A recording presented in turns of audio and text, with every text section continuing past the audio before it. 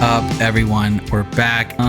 We're talking about we're doing a whole Doppelganger episode here is what we're doing. Talking about two movies from all of our childhoods collectively that just happened to come out right around the same time and happened to be of nearly the same subject matter. We're talking about A Bug's Life and Antz, both released in 1998. We're going to compare them, talk about it, and we're going to see what's different in both of them and see which one we like best. First, we usually start this off with, our first impressions. So I guess on the count of 3, we'll just say which one we prefer most. All right, ready? 1, 2, 3. A Bug's Life. Yeah, I wasn't expecting to be Team's Bug's Life this episode. Going in, I was like, I'm for sure Team Antz. That's interesting. They flipped me. What a flip. They flipped me. I don't know how they did it. Yeah, very interesting. It's that Disney magic. How did they do it? That's exactly what happened to me because I watched this. I mean, I'm sure I've seen them since I first saw it, but having rewatched it this time, A Bug's Life was just way better than Antz in my eyes. You know what's funny too? You were just trash talking A Bug's Life last episode. I was trashing A Bug's. I was like, it's the worst Pixar movie, and obviously Cars is the worst Pixar movie.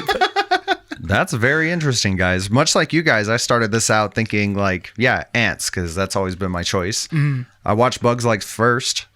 I watched Antz, and I wrote down the time because it was so funny to me. But 1 minute and 44 seconds into it, I was like, yeah, I still like this one more. I was so excited to watch Antz all over again. This is going to be an interesting one. I think I was a little more hostile when you said you preferred Volcano. Something about it upset me. Like, how dare you pick this over Dante's Peak?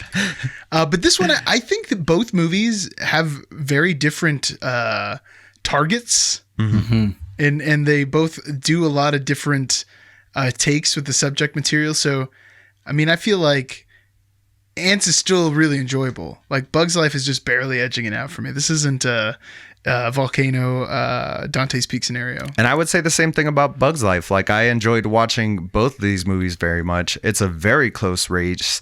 So much so, in fact, let's get into a couple quick little stats here.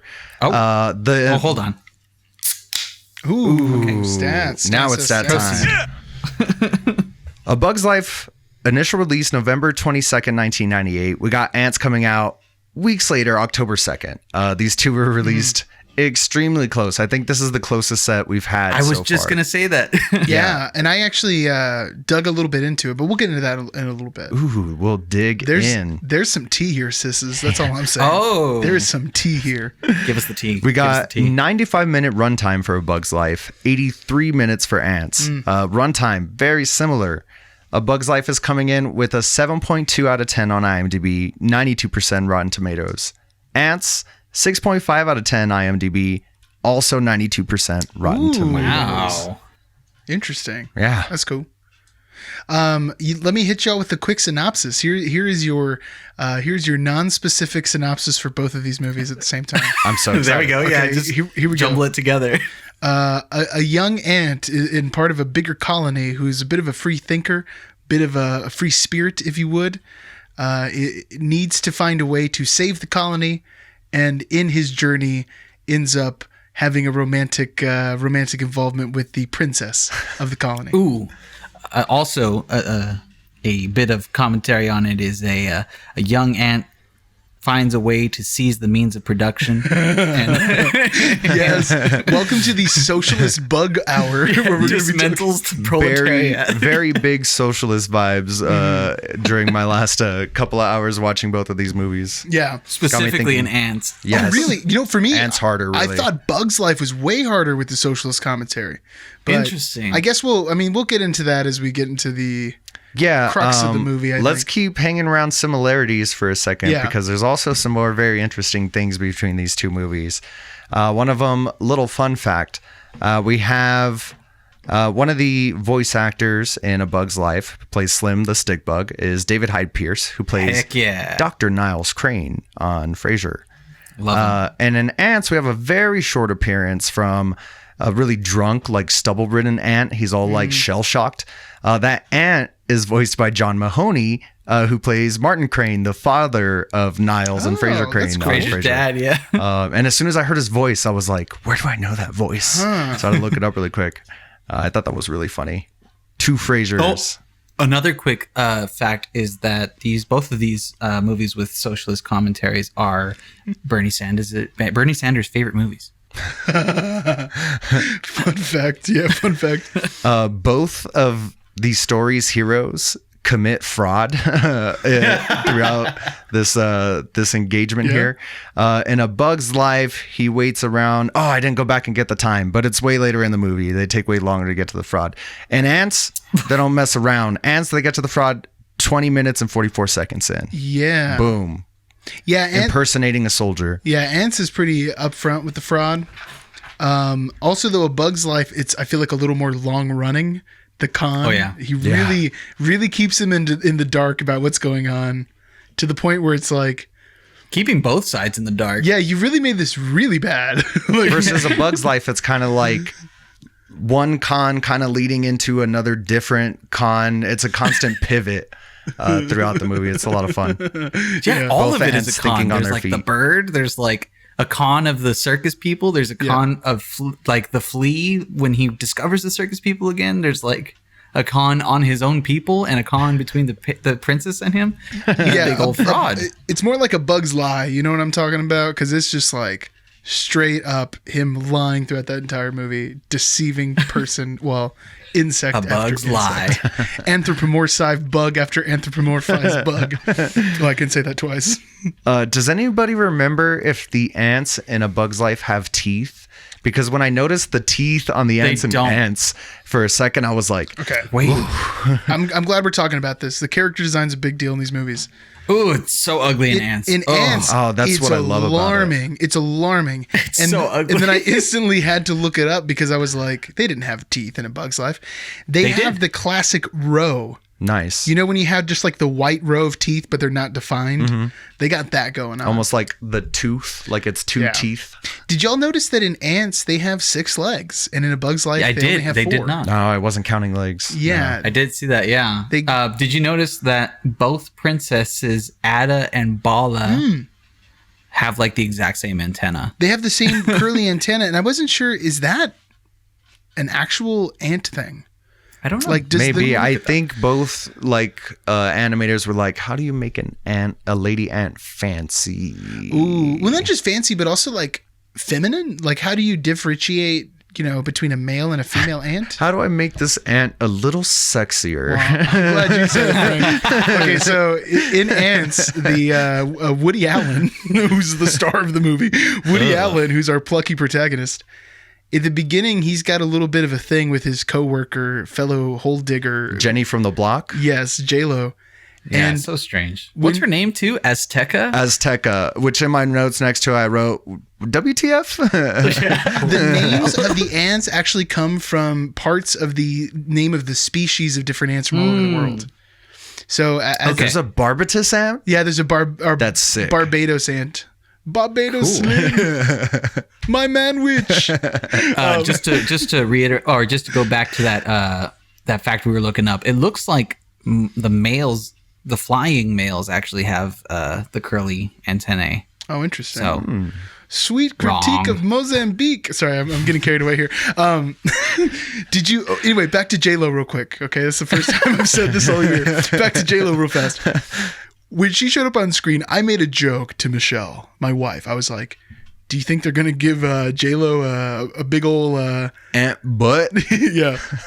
Her abdomen is bigger than the other ants in that movie. No joke. hilarious. I was like, "Is this how they try to differentiate between the two?" I'm gonna look it up right now. Yeah, if you watch just the opening scene of the movie, it's like interesting. Is that written into J-Lo's contract? I was going to say, do you think it was written in the contract? Wait, and if it wasn't, no, do you I think she think eye-rolled that- or she was like, yeah, you better have?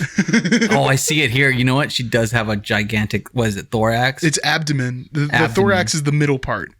And I only know Oh. this because I looked it up before this podcast so I could accurately talk about ants. David's been I studying think she has the diagrams second of ants. biggest abdomen because the queen has the largest badonk in the entire. Yeah. movie. You try having 2 million kids and keeping your figure, Danny.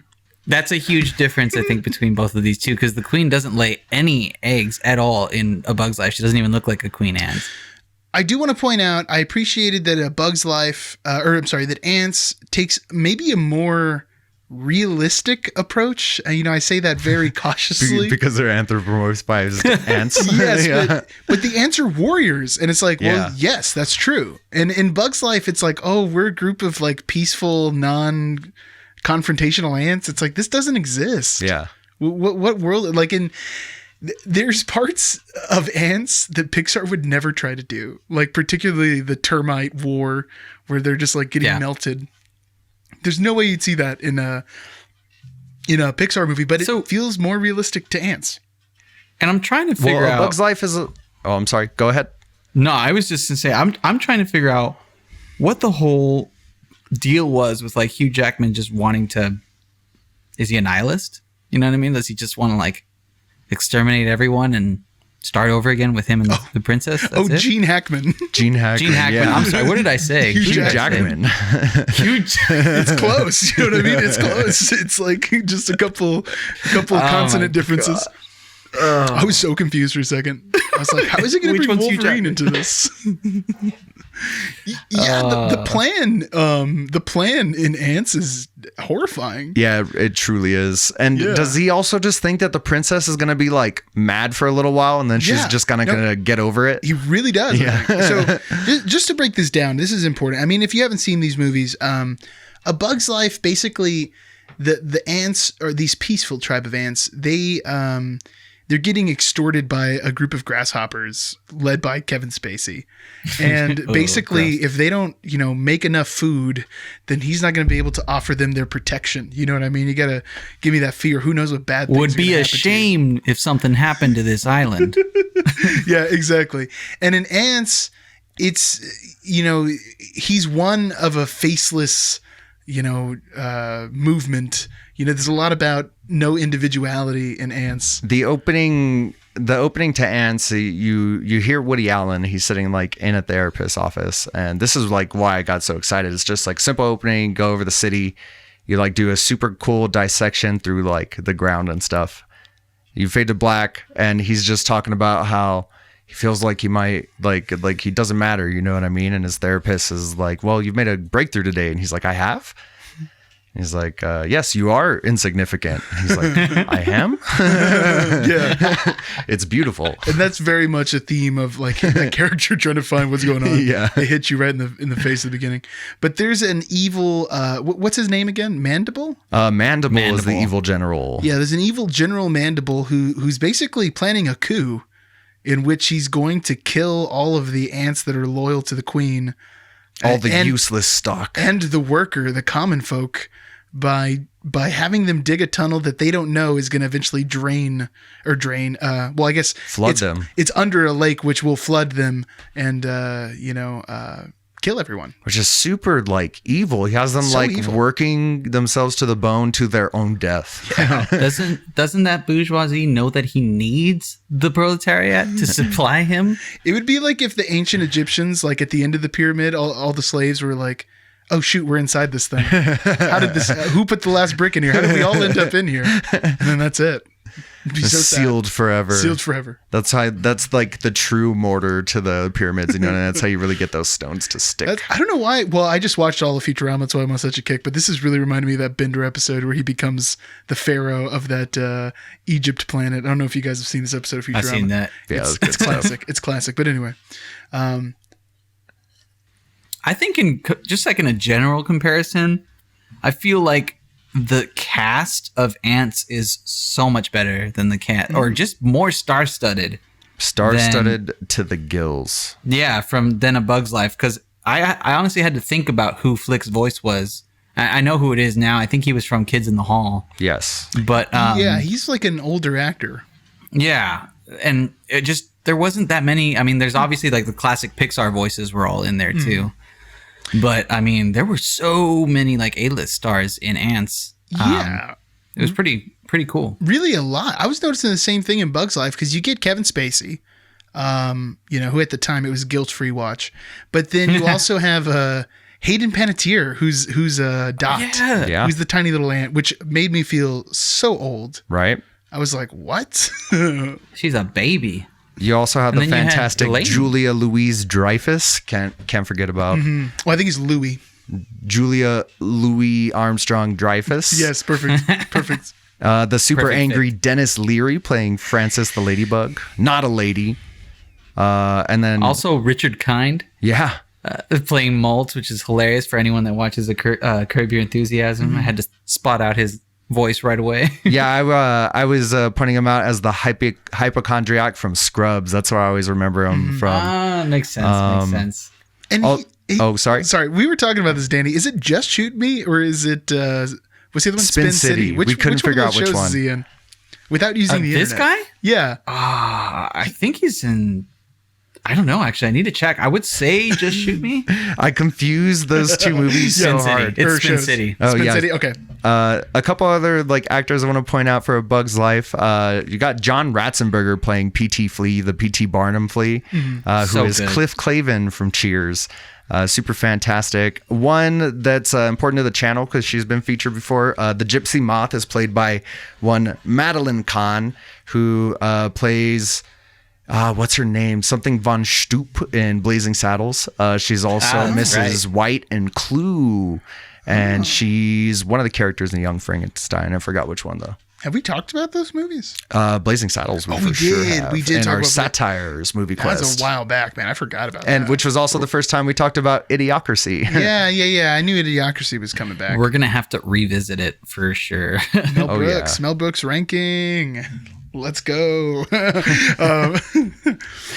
What about cast in Antz? It's so many. Like we already It's said, Woody huge. Allen and J-Lo. I mean, we got to point And out Gene the Hackman. worst voice acting job that was done on the Antz cast. Sylvester Stallone playing Weaver, Oh, the yeah. muscle-bound ant. Wow. It almost seemed like his were the only lines that felt like out of place with his delivery. Well, that's just his skills as an actor. Yeah. I don't. Well, actually, the worst performance is Sarah Jessica Parker, who got fired from the movie after recording dialogue and was replaced with Sharon Stone Nice. Yeah, for unknown reasons. Sorry. Sharon Stone was good in it. I honestly thought before knowing that J Lo was in this movie, just by like hearing the voice, I thought J Lo's character was Sarah Jessica Parker. Oh, how Before I looked weird. it up, actually. That's even a weirder coincidence. You like felt it through the fibers Yeah. in the universe. Yeah, and dude, we got some Danny Glover. Yeah. we Oh, got yeah. some Christopher Walken. Yes. Ooh, Yes. Yes. You get a And nice Dan little. Aykroyd. Yeah, Dan Aykroyd, dude. And Dan Aykroyd shows up as a wasp, right? As a Yeah. wasp with And his they're wife, played by wasps. Jane Curtin, who played his wife on the Coneheads. Yeah, they're the Coneheads. Fantastic. I also love that they're waspy wasps. You know what I mean? Exactly. Oh, that's a Miffy. nice touch. Miffy. I didn't even That think was about a that. ah moment when I was watching it. And I was like, they're wasps. Yeah. I get it now. Yeah. Oh yeah, good stuff, man. Muffy. Hey, so what do y'all think about visually, like how these hold? Well, actually, before that, another quick question: which one was more uncomfortable to watch? Kevin Spacey in a lead role, or because Kevin Spacey's been expunged from Hollywood, or Woody Allen, who married his adopted daughter, and we just accept that and no one talks about I it. was troubled the entire time I was watching Antz because I know Woody Allen is a freaking creep and no one will weird, right? acknowledge it. I was troubled the entire time I watched A Bug's Life because I didn't remember Kevin Spacey being involved. I was telling David I didn't realize it until I heard his voice, and I was like, "Oh no!" I didn't realize this is what I signed up for. When in the reverse, I was like prepared for it for the Woody Allen. Potential controversial tangent, but how do you guys feel about watching Kevin Spacey movies? Like, are you avoiding it? I haven't watched a single one. Oh, really? I don't go out of my way to Well- watch them, but there are some that I love, like Seven is one of my favorite Kevin Seven's Spacey great. movies. There's just too many Kevin Spacey roles where he's like conniving and sinister, and he's Yeah. so good at it, and it's so hard to watch because that's like when who he is. Like when we watch Baby Driver. Yeah. Yeah. And Horrible Bosses. Yeah. He's really good in that too. Have you seen Seven, Frank? I've never seen Seven. I was just Oh, thinking today. I man. was like, if Frank tells me he hasn't seen Seven, that'd be the weirdest thing in the world. Because of how often your go-to answer is Seven. Yeah. Like, have you not seen this movie that's called Seven? That's not that weird for me, you know what I mean?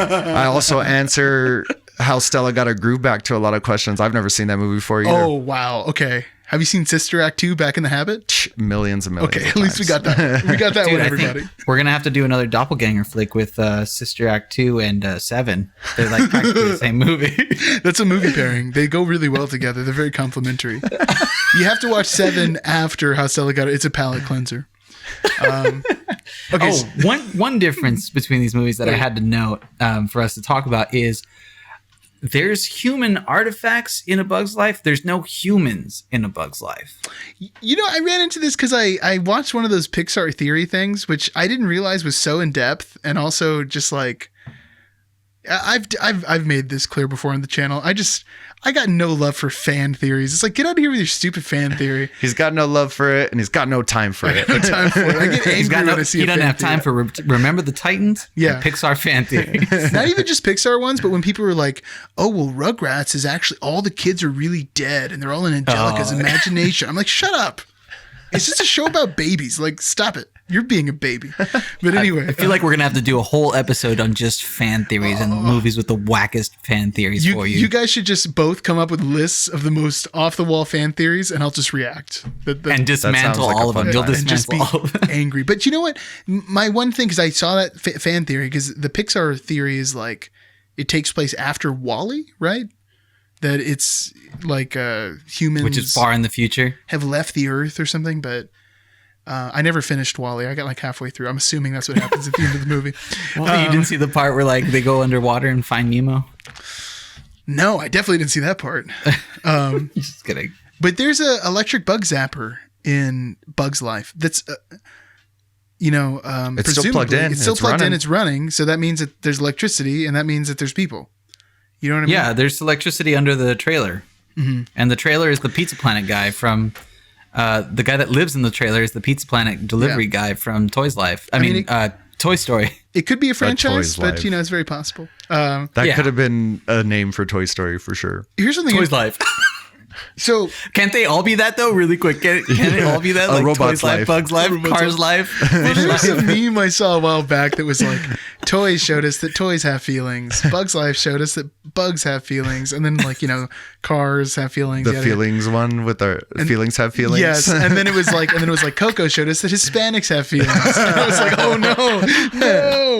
Oh, Wait, what so are we doing? evil. Wait, what happened? It's supposed to be ghosts, I think. I haven't seen that movie either. But yeah, so what was I going to go to? Bug's Life. Oh, I've Fan lost theory. it. Oh, fan theories. Oh, in Antz. So in Antz, there's no humans either. Like we have a foot, but we never see a face. Oh yeah, they're probably just like the same parents from like Cow and Chicken. The one that has like really long legs. I read online that they purposely didn't put faces in Antz because they weren't able to make a human face. And they said that Toy Story had faced a lot of criticism with how the faces looked at the time, that they thought that the humans looked like disgusting, like Uncanny Valley stuff, which That's strange. I don't get that vibe at all. I doesn't love the come way across me that way Sid now. looks in particular. I think they nailed Sid. But this was like an article I read from 97, and it was just like, okay, interesting. Did people really, is this just this writer, or was there more people who thought this? Well, back then it was a brave new world. Yeah. Well, Antz is literally the third motion picture to be released completely in CGI, with Toy Story after being Toy number Story, one. Cassiopeia, which is a Brazilian CGI movie, never heard of it. That's number 2. Antz is 3, and then like 4 weeks later, Bug's Life is 4. Well, then Bug's Life would be 3 because Bug's Life came out in November, Antz came out in October. No, my October calendar's is- messed up. No. It's backwards, I think, right? Yeah, Antz You is are October. correct, sir. Actually, I wanted to kind of get into this real quick because I found this article. I don't know if you guys stumbled upon this. I wanted to see, okay, so is there a reason why these two are so close together? And this is the thesis that I was talking about earlier. Ooh, This warming up. The important guy here is a gentleman named Jeffrey Katzenberg. Oh yeah. He helped bring Disney out of like a slump. Okay. And basically like during the 90s, before they started pumping out these movies, or like late 80s, I guess, Disney was actually one of the lowest profiting movie production studios, which is like the craziest thing in the world to think about. Because now they own like everything. Yeah, exactly. But Katzenberg is on board in the 90s, and he helps bring to surface the second wave of Disney movies like Beauty and the Beast, Aladdin, Lion King, Little Mermaid, these movies that made a ton of money. And at the time, Disney CEO was this guy named Michael Eisner. So there's a number 2 position, and it's this chief operating officer, Frank Wells. He dies in 94. And they promise Katzenberg that they're going to give him the number 2 spot. But it doesn't end up happening. Eisner absorbs Wells' previous responsibilities. He drank up his milkshake? And they fire Katzenberg. They can him. So Katzenberg goes on to sue Disney because they're supposed to give him 2% of profits on all those movies I just mentioned, which is like... a lot of profits. A lot of profits. They end up settling outside of court for like $270 million, which... man, he probably still could have made more money if he got that 2%. Yeah. But that's not bad. You're not... Got something. You're not going to... Especially for like 90s money. Yeah, $250 million in the 90s. That's good stuff. I hope he bought some Bitcoin. Well, Katzenberg goes on to create his own film studio, DreamWorks. And he creates this with David Geffen, record mogul, and Steven Spielberg. They're behind DreamWorks together. Never heard of him. I know, right? And at DreamWorks, they start working on Antz while Pixar has already been working on A Bug's Life. Sick. And they'd actually been working on Bug's Life before Toy Story had even come out, because they were like, this is going to be a big hit. Toy Story and CGI animation is the way to go. Let's like get working on the next one. So this guy at Disney, and where's his name here? John Lasseter at Disney, accuses Katzenberg, saying, you knew what the movie was because we pitched it before you left. So that Katzenberg left Disney, got his settlement, and then made like a ripoff of Antz. But then the story gets muddled because there's someone who says, no, I pitched the movie to Katzenberg. And then also they did like backtracking, and John Lasseter on record is saying that the day they pitched Bug's Life is the day they fired fired this Katzenberg? guy. Yeah, Katzenberg. So it's like, is any of this really even possible? Like, what's going on here? It's so messed up. But so then Bug's Life is getting ready for a December 1998 release, and DreamWorks is going to put out their first animated feature, Prince of Egypt. And I remember that. Apparently, this isn't officially on the books, but allegedly, Katzenberg contacts Disney and says, "Hey guys, I would appreciate it if you would push your date for Bug's Life. This is the first movie from our studio. It's a really big deal for us." And of course, Disney's like, nah, man. You know what I mean? Where are you showing it? So then apparently Katzenberg had already had this in mind, and the entire development of Antz was under crunch, because the plan was to put out Antz, because they started it after Bug's Life. The plan was to squeeze it out like 4 weeks before Bug's Life comes out. That way, like, Disney is seen as the one who's ripping things off. Maybe that's why that DVD menu is so terrible. Exactly. Yeah. And when you look at them too, there's some corners kind of cut in the animation of Antz, especially facial animation. It doesn't look as good as Bug's Life. Are you telling me that this is a spite movie? Yes, man. I'm telling you, this is 100% a spite movie. That's where you get that extra layer of darkness in Antz too, man. The brutality of Antz. Well, there's that whole termite like battle scene, and it's straight up like one of those scenes from Starship Troopers where they're on one of the planets. Especially with like the acid and all that. Dude, yeah, the acid. Danny Glover's character is 100% Johnny Rico, the way he like flips onto the back of one of those huge things and just starts hacking at it.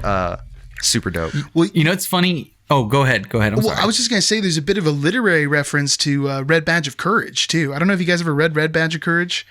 But there's a very similar scene at the beginning of the novel where like a young soldier is just totally shaken by seeing the aftermath of a battle. It's like really kind of cool how they tied some of these themes together.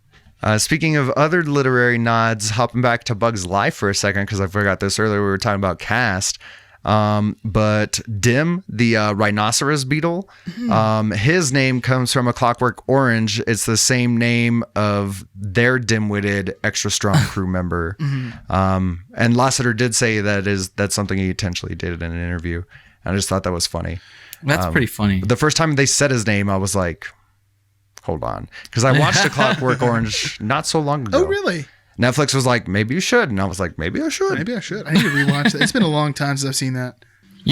Just circling back, because we brought up Katzenberg, and Katzenberg and Disney have this feud for like so long. Obviously, he went on to create DreamWorks. He kind of like flourished up Pixar before he did that. But did you know that probably during all of this, from what I was listening to in some really good movie history podcasts, that Katzenberg had been working on Shrek for like 25 years. Shrek the third? No, Shrek regular. Like, Whoa. This was Is that the fifth Shrek one? was going to be one of the first animated movies. That's cool. And I think that's DreamWorks' next big release, right? In order? 99 or 2000 or whatever. Thank God for Shrek, because not only does it bang, but without Shrek, we wouldn't have gotten that Left 4 Dead mod.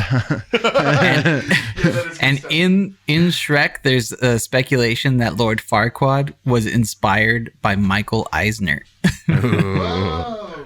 That's even funnier. That's a good revenge, just The immortalize tea lives somebody. on. The tea lives on. Come back for part 2. You gotta love a Katzenberg good is also the feud. one that was behind the whole Quibi thing that sprung and failed last time. That's right. Quibi, the thing that showed up and died all during quarantine. It was his last gasp for breath as he just like fades back into billionaire existence. How do you fail at being a streaming service when everybody's stuck at home watching TV? I guess no one just only wants to watch things on their phone. Well, yeah, because that was the other thing too. Quibi was supposed to be like the streaming service on the go, and it's like, well, no one's going idiots. anywhere. So That's how you do it. That's how you fail. literally couldn't watch it on an iPad, and you couldn't watch it on like there was no app for like Roku or anything like that. It was The purely for your exclusive cell phone. streaming service for Zune. why? And everything was like 15 minutes too. It's like this Eric Andre meme. Why did Quibi do this? Apparently with Quibi, the free trials they gave out were 3 months long too. So it was like Longer than it existed.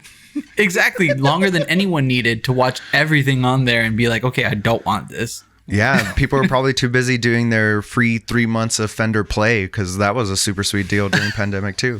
Very nice of Fender. Good That's job. really funny. You're bringing that up, Danny, because it's like they couldn't even start getting in money until 3 months in, and the company only lasted like 6 months. 6 months. So it's like, yeah, that's so sad. Oh my gosh.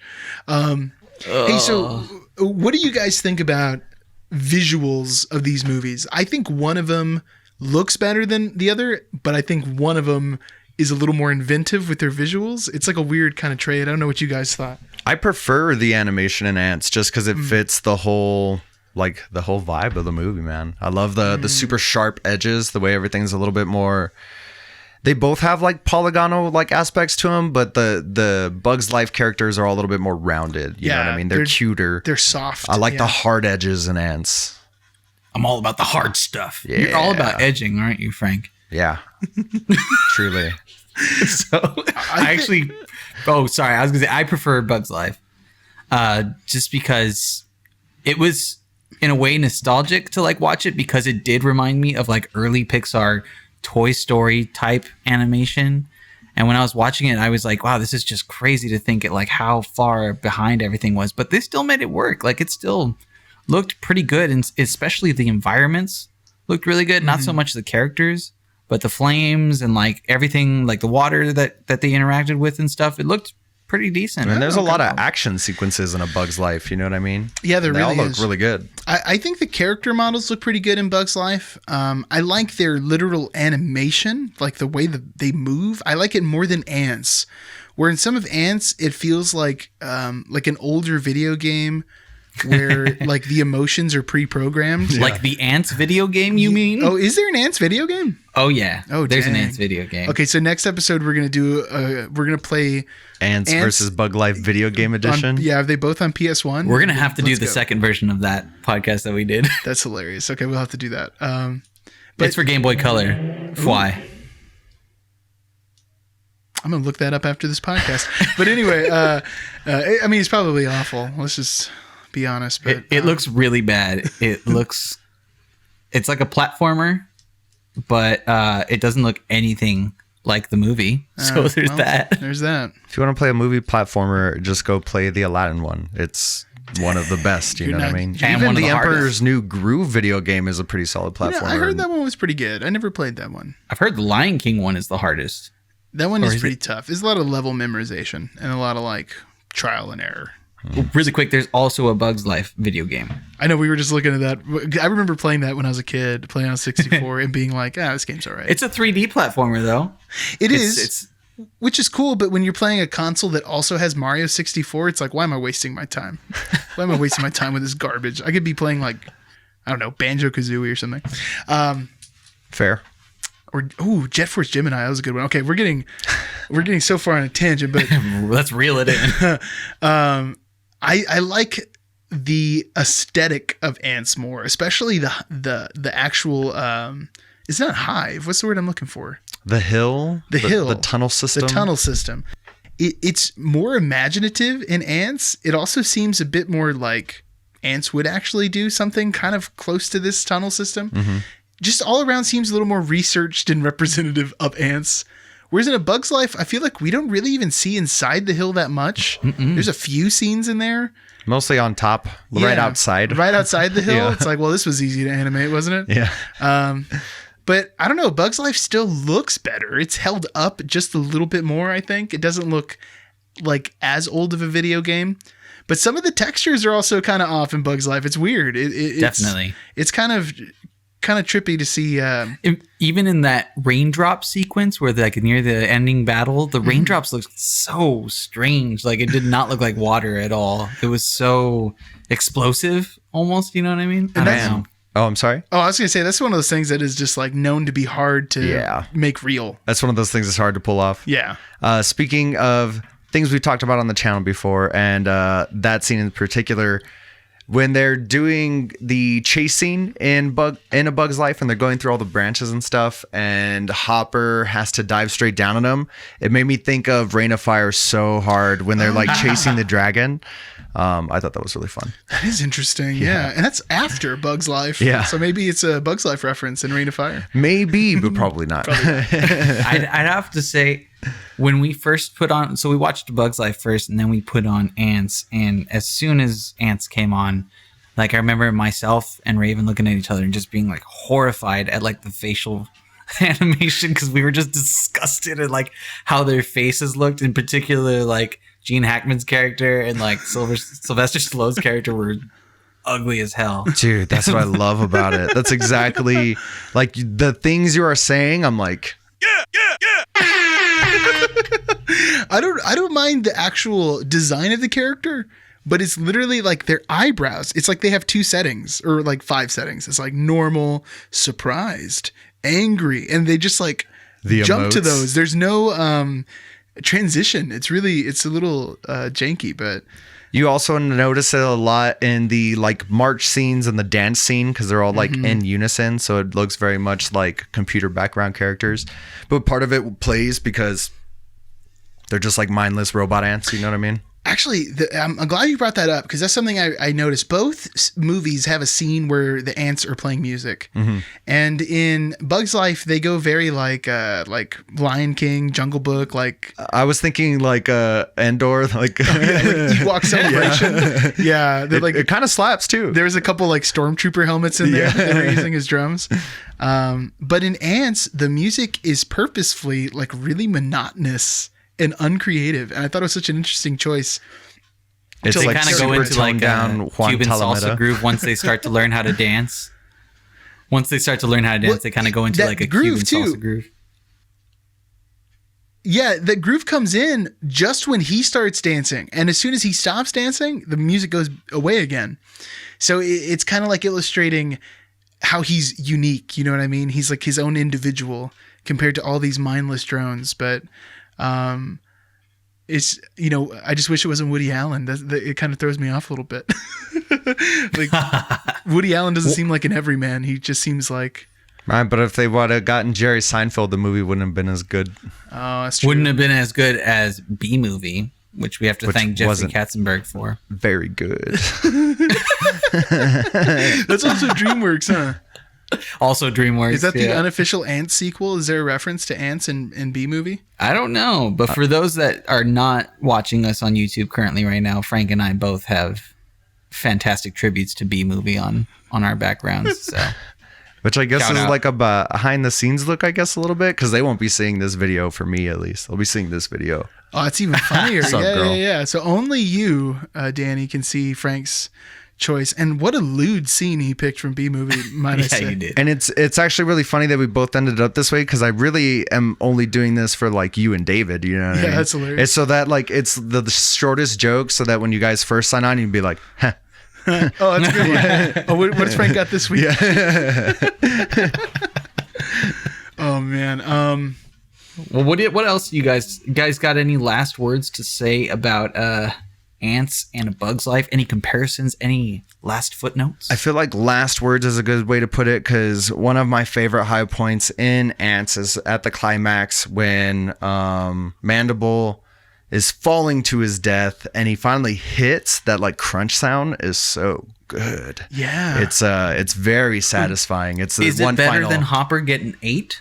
Because we know what, we don't hear Hopper getting 8. Yeah, you don't hear Hopper getting 8. My biggest complaint about Hopper's death is that it is off screen, which it's like, I get it, Pixar, you know what I mean? But at least he got torn to shreds by baby birds. Is that the darkest death in Pixar? Probably. And spoiler It probably is. because I haven't seen all of them, but I can't think of many like villains that get their comeuppance in Pixar, really. If Yeah. they had, spoiler alert, actually tossed all the toys into that furnace in that Toy Story movie, that would have been the most wow, brutal dude, death. way to No, ruin there's a Toy Story 3 I for me. think.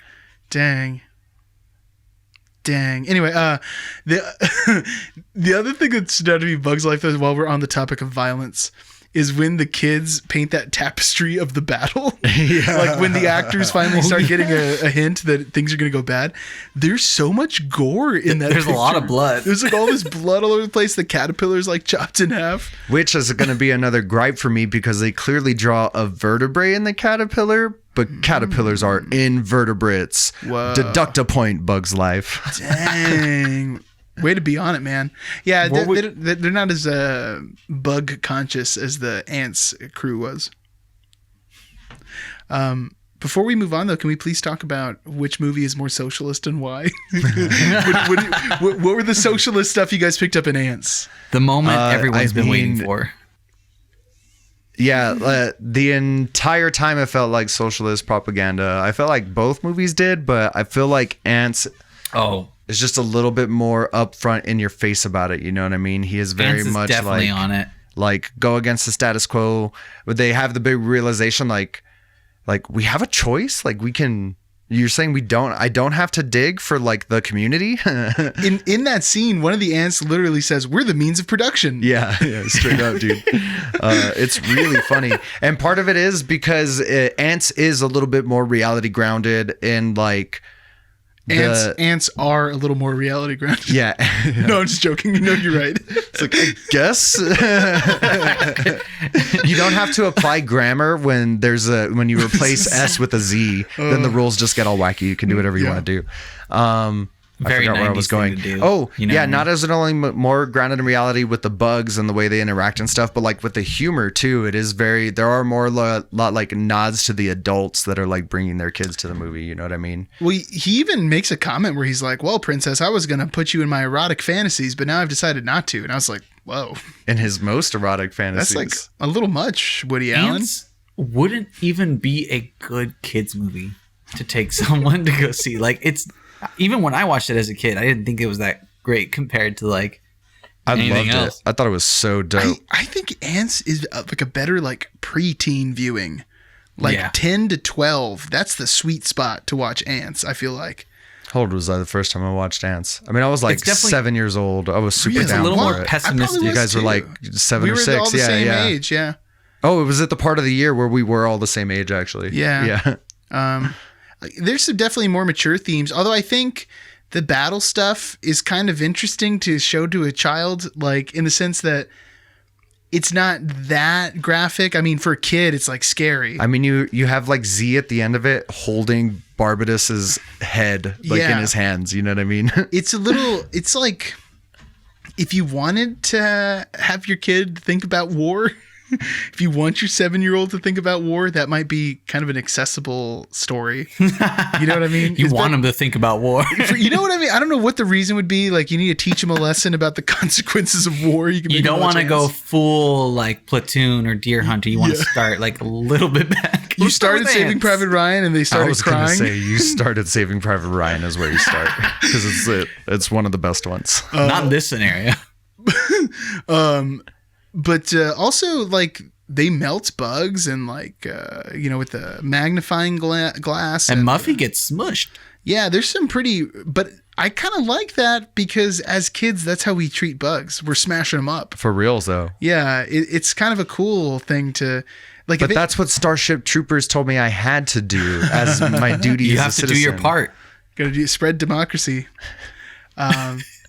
Okay, so the reason why I thought maybe A Bug's Life was a little more socialist was because at the end of the day in Antz, and I do agree, that is very much, and there's a big similarity in these movies, both Antz realize, hey, we're more important than you guys are giving us credit for. We have in Bug's Life, it's we have the numbers, we're the populace. Yeah, we have the power.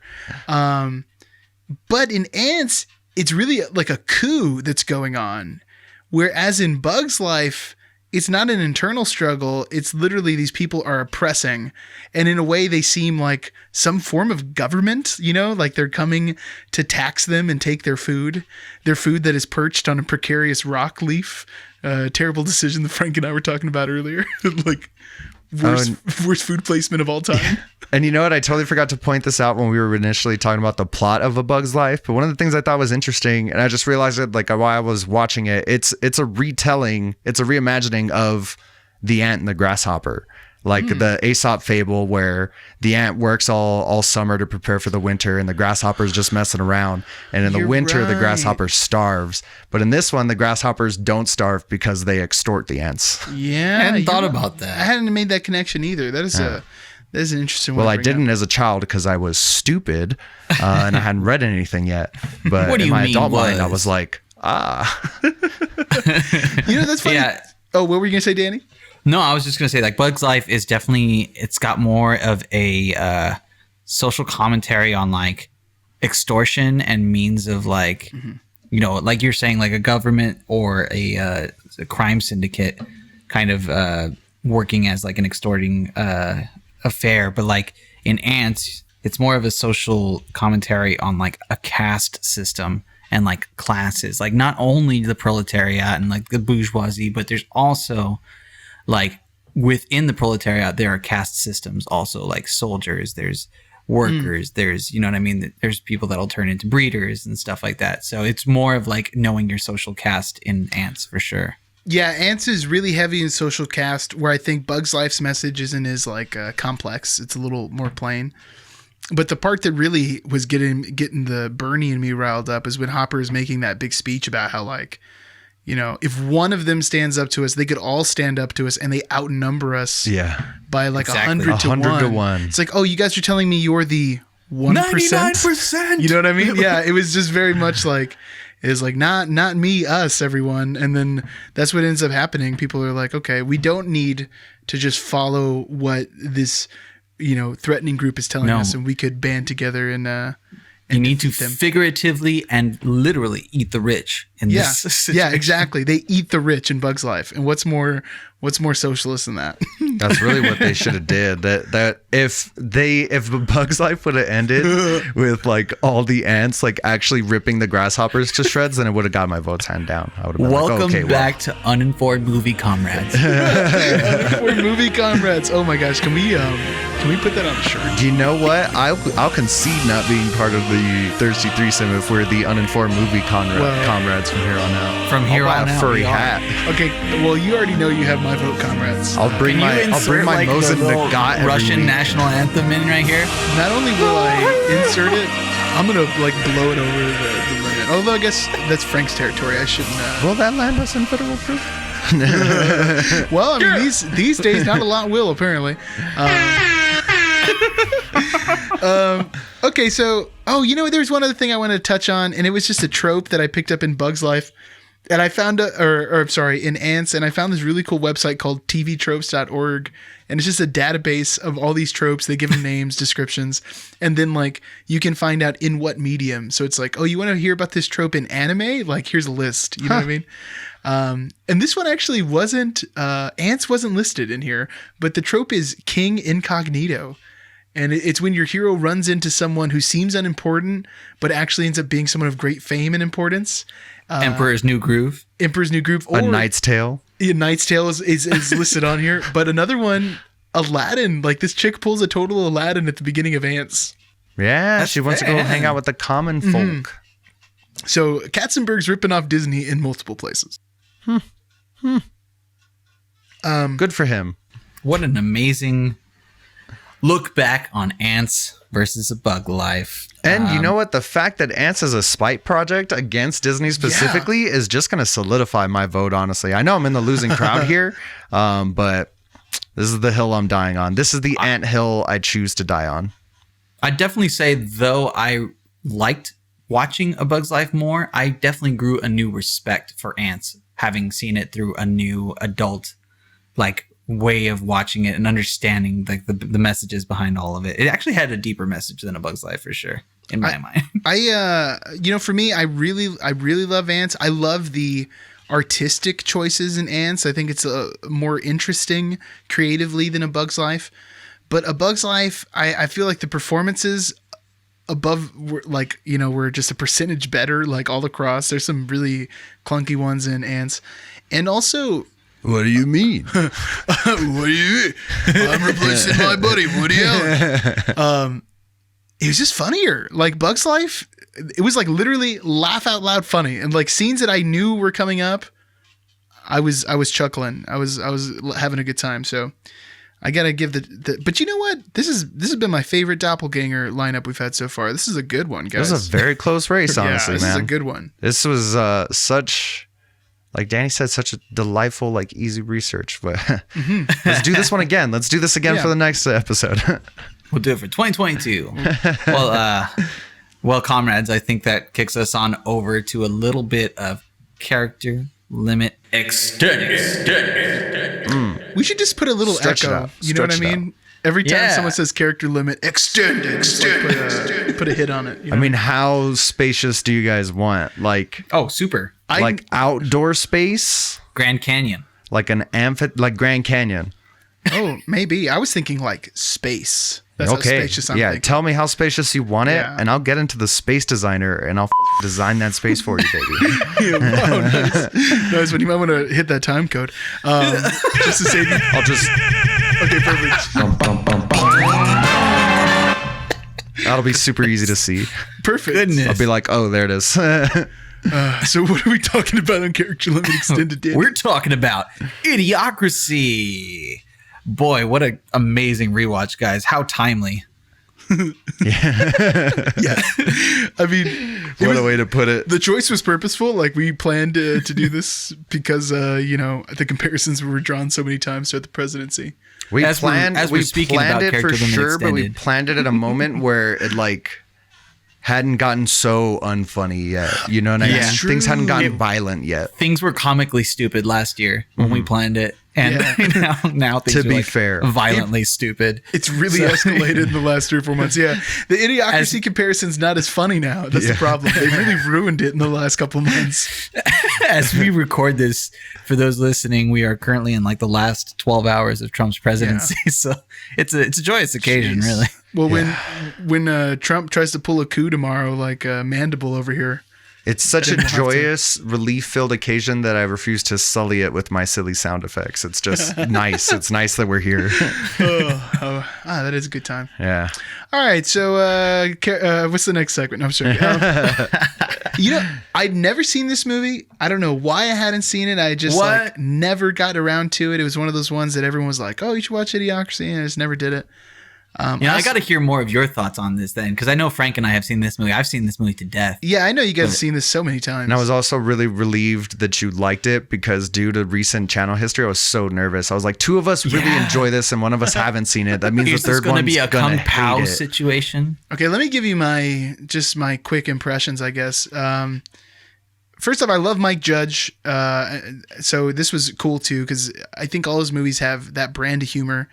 I talked about it a little bit in the review, but it's like Mike Judge makes a movie for the common people. In a weird way, it's like a good pairing with Antz. But it's not a highbrow comedy. It's literally just like everyday situations. But in this one, it's the most out there because it's time travel. The premise is hilarious. Yeah, it's technically a sci-fi comedy. Yeah. But it's like just an average guy, like the most average guy possible. That stuff's really funny. The setup is hilarious. The portrayal of future is good. I mean, Dax Shepard is really, really funny. This is like maybe the performance of his career, playing a total idiot. I kind of see what your brother John's talking about with the movie being frustrating with how stupid everyone is. Yes. It definitely like weighs on you a little bit, but not enough that it made me like hate the movie, because it was still just like funny. You know what I mean? Things just kept happening that were hilarious. It needed to be that nice, neat 90-minute package of stupid. Yeah, if it was like 2 hours, it would have overstayed its welcome. Maya Rudolph is smoking in this movie, everybody. I just have to point that out. It's so weird. Yeah. And she's also just like amazing in everything she does. Like, She's hilarious. Yeah. But So I mean, talented. like, I don't think I've ever seen Maya Rudolph this young either. Or portrayed as like the sexy woman. You know what I mean? Yeah, it was a different role for her. I don't know, that Christmas special where she does like the sultry singing, Maya Rudolph can get in that one. See? Is that Bill Murray, the Bill Murray Christmas special? Yeah. You know what? She's also got that nose you love, Frank. I didn't even think about that. I didn't think about that either, but that makes sense. The math checks out. Man, that Bill Murray Christmas special is magical. It is. There's magical stuff happening. It's truly magical. Sorry, I'm just thinking about that special for a little bit. I can hear a fireplace crackling in my head. Right. And then they sing that song. That one song. It was late last night. The one that's in. I saw the light. Yeah, the one that's in. Is it in duets? I don't think it's in duets. Oh, you know what it is? It's the same singer as that song in duets that Paul Giamatti sings. I'm getting so sidetracked tonight. Just to continue the sidetrack for one quick, we got to do duets at some point. It might be my birthday pick this year. It's so good. Yeah. More people need to watch duets, and I need to do something about it. I've only seen scenes of it, but it looks awesome. I'm so down to watch that. What a wild ride. Let's do it. Hey. But Maya Rudolph too. She's hilarious. She's got such a funny role. I love how stupid Luke Wilson is that he doesn't pick up, because everyone in the movie's a total moron, and Luke Wilson's just a moron. Yeah. So there's that added comedy there too. It's just really, really well crafted. I guess maybe the only crux, but in a way not really, because it works with it, is that the main problem of the movie is literally we need to turn the water on. Yeah. We need to stop putting Gatorade all over everything. It's so crazy. It's so crazy. Talk about another movie showing capitalism getting out of control, though, comrades. I mean, how amazing. Seriously. The Brondo Energy Company bought the FAA and the FDA. The FCA. Oh, man. Yeah. Lovely. And I think it's aged really well, because I'd never seen it before. David, that is a great take, brought to you by Carl's Jr. Thank you for that. Yes. TM. Because they pay me every time I do it, stupid. I want some Carl's Jr. I would just have to say about Idiocracy, I never get tired of watching this movie. You know what I mean? It comes out for me every couple of years. It has never dipped at any point. I feel like it's a great one. I also feel like it would be more like behind the scenes talk, but I feel like that it'd actually be kind of a good pairing with Thank You for Smoking. Huh. Yeah. I think that would go really well together. Yeah. Yeah, this is definitely like a once in an every while watch for me, because I get frustrated from the stupid, but I hadn't watched it since this administration had started, so it was just really good to watch, to laugh this stuff out, you know? The pacing's also like really solid. Like, no complaints about this movie. There gets a point where it starts to feel like every movie you get like that 40-minute mark starts to get a little bit monotonous, but then you get You get Terry Crews shooting a machine gun off of a train. You know what I mean? Pulls you right back in. Yeah, it really does. That is really good stuff. Terry Crews, this has to be one of his first bigger roles too. Yeah. Minor role, Beef Supreme, one of the like gladiators, I guess, is the other Wilson brother. Whoa. Weird. Oh. Like not Owen, not Luke, the other guy. Yeah. Weird. Yeah. The one who's not friends with Wes Anderson. Yes. Is he in other things? Oh, yeah. Probably like things, you know. Andrew Wilson. That's who Andrew he is. Wilson. I think it's a president. No, I don't think so. Any other thoughts on Idiocracy? He's smart He's gentleman. a director, and he's so much better looking than both of his brothers. What? Okay, hang on. Now I definitely gotta look this up. One last thought on Idiocracy for me. I've seen this movie several times over many years. This rewatch was the first time I ever noticed the after credit scene. And I was like, yo, this thing's been hiding here this whole time. How did I not know about this? I think I saw that. I think they honestly played the after credit scene like on Comedy Central when it's on sometimes. With I never stick around till the end of the credits. You know what I mean? I'm out. I got things to do. Wow, you're right. Andrew Wilson is the handsome. He's like he looks like a Hemsworth or something. Wow. He's in a couple movies that I'm sure we've seen. I mean, he's just like a side character, but he's in all of the original Charlie's Angels movies. Oh, he's in Royal Tenenbaums. He is in a Wes Anderson movie. He plays Margot's real father when she goes to visit her family and they chop off her finger. He's the one who's there. Wow, some movie's got all the Wilsons. Wow. Hilarious. Wow. Wow. Well, if that's it for Character Limit Extended, y'all, it is time to mosey on over to...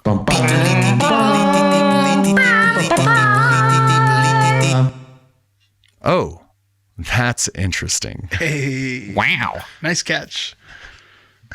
I got hot hands. Today, we thought we had a really cool story. It would have been a lot of fun to talk about, but somebody talked about it already, so we don't get to talk about eating people on today's segment. But David's got a delightful surprise for us. David, take it away. Oh, thank you. Yeah, so again, cannibal story fell through a little bit, but... Don't you hate it when that happens? Yeah. Don't you hate it when you think you're going to talk about cannibals and then you're not? What a bummer. Looking at you, Green Inferno. Dang. Oh. Damn, I almost had to file a insurance claim on this MacBook, man. That was close. Okay, so Joe Biden, famous fence sitter, is going to be inaugurated tomorrow. And he's got a list of artists who are going to be ringing in the inauguration with him, probably virtually. And I thought it'd be fun if I just start at the bottom of this list. I'm going to read every single one, and we're going to tier these guys on a S to F ranking. Okay, so I'm going to give you the artist, and we're going to tier rank Joe Biden's inauguration. Kanye West. Before we start, I may have spoiled this for myself, and there's one in particular that I'm super excited about. But let's do this. All right, at the bottom one, it's a last minute addition. We have Katy Perry. Okay, that's like I'm going to say A tier. B rank, I guess. I think she's going to do a good job. I was going to go C tier. I was going to say B. I feel like Katie's lost her mojo a little bit these last few years. Well, I also have no idea who else is on this list, and I can't imagine it being anybody super dope. Okay, fair enough. So B? I say B. I think we B average there. Okay, here we go. Tim McGraw and Tyler Hubbard. And before you ask who is Tyler Hubbard, he's half a Florida Georgia Line. And before you ask who Florida Georgia Line is, they're a country duo similar to Big and Rich. And before you ask who Big and Rich, I do know this Big and Rich. Yeah, that's finally where. Okay, cool. Brooks and Dunn might have been a better choice. I'm just gonna have to go ahead and say F rank. Whoa, F. Yeah, that's probably fair though. Are these guys? I don't care. Are these guys a newer country group? I don't know. Like this. I already forgot. Hudson Valley Boys. Who are you talking about? Florida Soggy Bottom Boys. Florida Georgia Line is like 15 years old now. They're pretty old. I mean, Tim McGraw is from the 80s and 90s, I guess, and from Friday Night Lights fame. I don't think that one's gonna be. I would have to agree with Danny. Like I would say D tier, man. I argue for a higher tier, but then check this out. They're gonna perform their new song, Undivided, which means they wrote this song. Yikes. For the purpose of Joe Biden. I feel like that wouldn't. I feel like those artists and that in particularly, like, would not surprise me more if they were on Trump's second inauguration. Yeah. You know what I mean? Well, Tim McGraw's too successful to be playing Trump's inauguration. You got to get someone like, I don't know, who's washed up, Clint Black. Sorry. I just want to interject really quick with some non-surprising news since we're on. Oh, that's interesting anyway. Oh, yeah. It looks like Trump is going to pardon Steve Bannon. Wow. In other words, the water is wet and the sky is blue. How hilarious. Makes sense. Honestly, pretty toned down move for his last 24 hours in office. Yeah. Wow. Well, handling it pretty gracefully on the sliding scale. I think they're thinking about getting Steve Bannon to play the Penguin in the new Batman movie, so it's probably good that he got pardoned. Nice. They needed to, Danny DeVito already set the creep factor so high that you really got to get somebody skeezy in there. How can we top that creep and disgust at the same time? Oh, Steve Bannon. He's not even going to do makeup. He's just going to be like... He's going to show up. Hey. Okay, here's our next one. The New Radicals. This is the one I was super excited about. You get what you give. What Does song anyone is this? remember that New Radical song? No. Don't give up. You got the music in you. Oh. It's like the number one song from 97. You know what? I'm going to give these guys... I'm feeling a B just because I want them to have a good performance. That's my heart. That's my heart on this matter. Yeah. I'll give them a B because I bet they've been waiting for this shot for a long, long time. Garth Brooks. I mean, Garth Brooks has been performing pretty regularly throughout this whole pandemic, doing a bunch of events and stuff. So I know he's warmed up at least. He's probably going to be tight. Not my cup of tea. Not my cup of... A lot of country in this list. Yeah, it's kind of interesting. I have a feeling Joe Biden's down for country. Yeah. Also, they Garth might be Brooks trying to country. appease the Bubbas too. Garth Brooks isn't my favorite. I feel like there's a bit of a Garth Brooks, George Strait, you know what I mean? You got to pick a side? Yeah, it's like, what's that thing in Pulp Fiction? It's like the Beatles and, what did they say? Elvis? That's the one from Pulp Fiction. Or Taking Back Sunday Brand New is a good example too. That's a good one. Yeah, it's I think Garth Brooks is a great country artist, but also he's a good person. He does a lot of good things. He gives to charity. He's really good to his fans. So seems like him and his wife have a great relationship. I keep seeing them on TV. He's got a tier in my. Okay. Yeah. I mean that's a hard hitter of country. You talk about country and people think Garth Brooks. You know what I mean? Yeah, it's true. Barth Brooks. Star Wars character. Okay, we have John Bon Jovi, Demi Lovato, Ant Clemens, and Justin Timberlake performing their song Better Days. Huh. So another song written for the event. I guess, right? But they got JT. Yeah. They got the Why curls they gotta do that? I get it, it's a new song, but do they ever think that it's actually gonna take off or something? Has anyone been you remember that one song that they wrote for the inauguration? One of them's bound to slap eventually, you know what I mean? Yeah, it's a numbers game, really, I guess. So Mark I'm gonna Morrison's go ahead and put entire that at album is garbage, but Return of the Mac. I'm gonna go ahead and put that at C tier because I love JT. Don't get me wrong, but his last album was garbaggio. Yeah, that was bad. You know what? I'd even go so far as to say D because I feel like, man, when you bring in this many artists who aren't really, they don't well, JT who's producing? And John Bon Jovi, you know what I mean? Yeah, that if too. there's this many people who produce the track, that's really what it's gonna come down to, you know? Jay-Z. No, I'm sure. I don't know who it is. Okay, we got two more. Jennifer Lopez from Antz fame. That's gonna go ahead and be right there with Justin Timberlake. I'm gonna go put that in the C or D tier. Wow, I'm gonna put her in the same tier as Katy Perry. I think they're both gonna get B's. Oh, okay.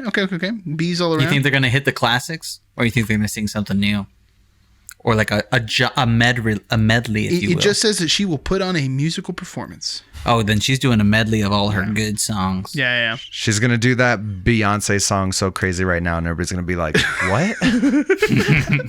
Imagine what if you just showed up and did a Beyonce song, and just everyone's confused. Okay, here's the last one, and I'm gonna go ahead and just lead this with. I think this is gonna be S tier. We have Lady Gaga performing the national anthem. Dude, S tier for me. I love Lady Gaga. That'll probably be the reason for the season. Yeah.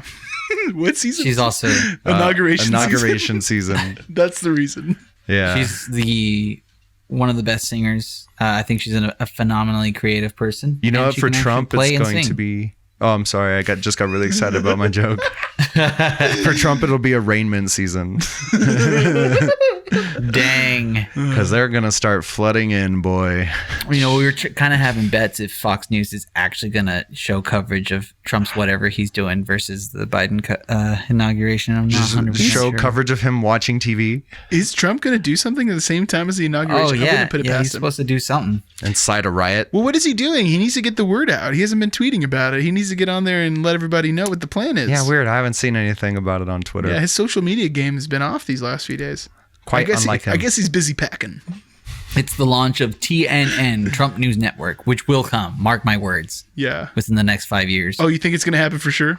Oh, yeah. He's creating his own news network. I know it's going to implode, though, because the man couldn't run a steak factory. Or Like, a casino, literally. a literal money factory. Whoa.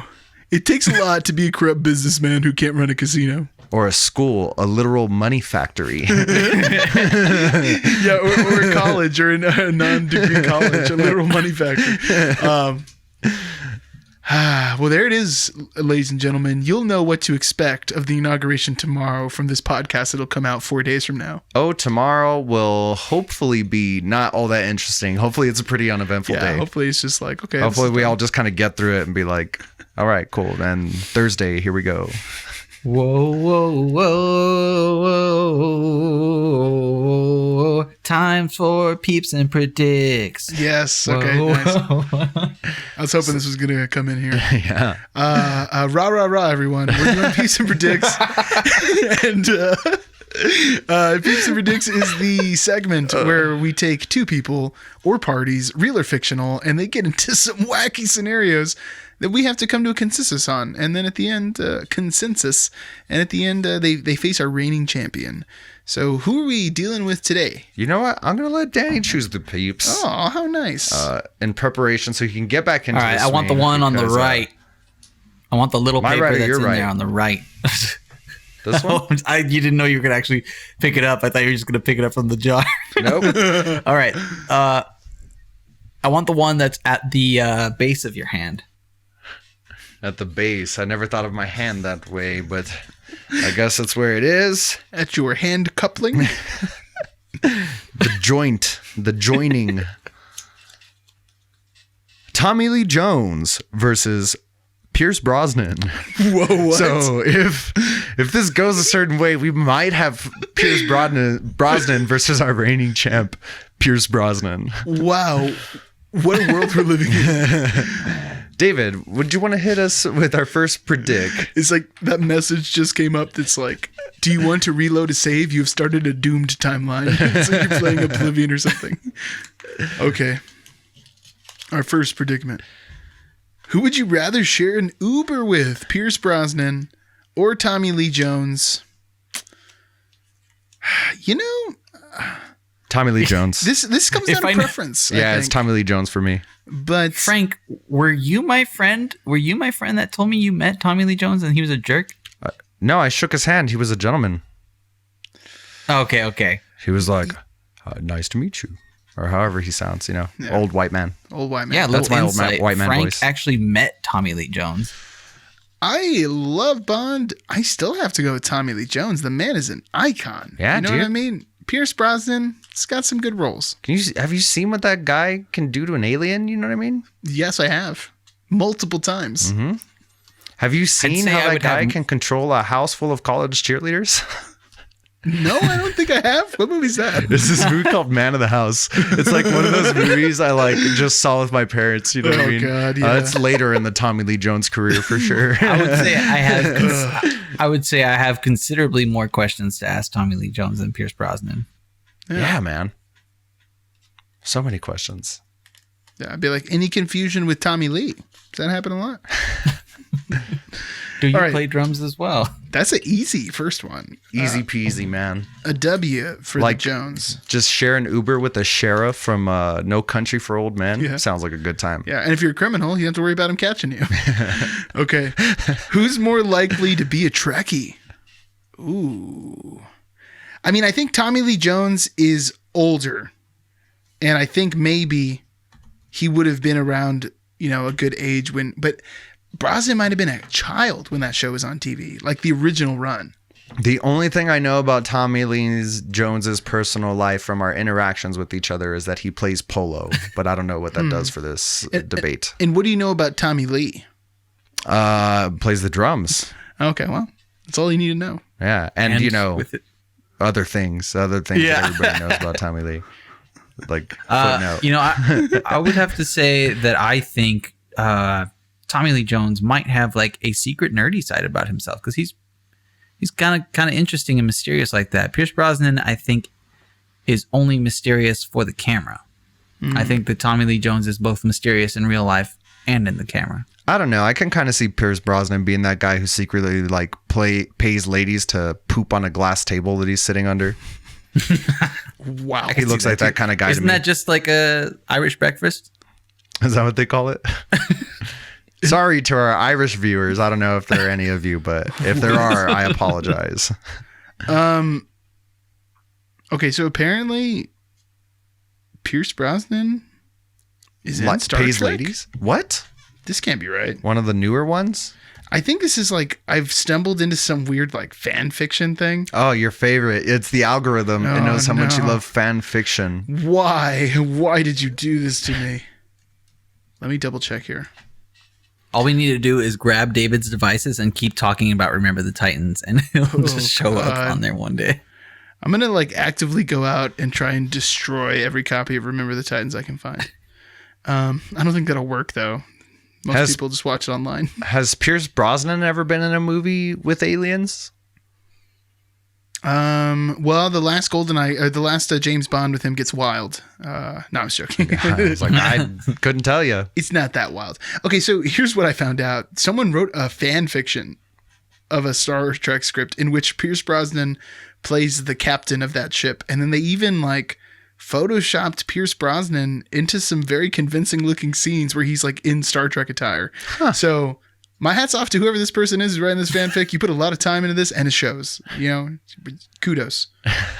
What was your question? Oh, space. Has he ever been into space? I don't know, y'all. Oh, that's so hilarious. They put Die Another Day. But that's in a reference to a different James Bond movie. No, I don't think so, to be honest. I know Tommy Lee Jones worked very closely with the aliens and That's Men true. in Black and in Men in Black 2. That's enough for me to give it to Tommy Lee Jones, y'all. I mean, that's the only thing I can even think of. At least he's associated with aliens. True.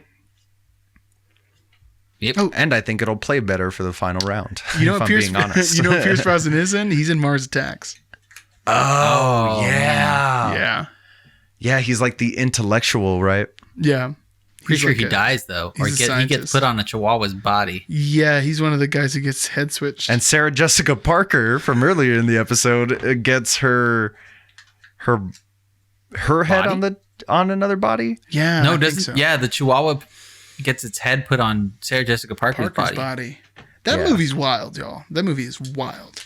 Okay, are we just settling this? Are we saying Tommy Lee Jones? Is there any naysaying going on here? No, let's do it. Let's do it to it. Get to the final round, and then we'll go watch Mars Attacks. Yeah, here we go. Okay, so now here we are, ladies and gentlemen, our last predicament of the evening. And what could it be? It's Pierce Brosnan again versus Tommy Lee Jones, but this time it's reigning champ, Pierce Brosnan. And you know what? Before we get to the last predicament, you know what shouldn't be a predicament?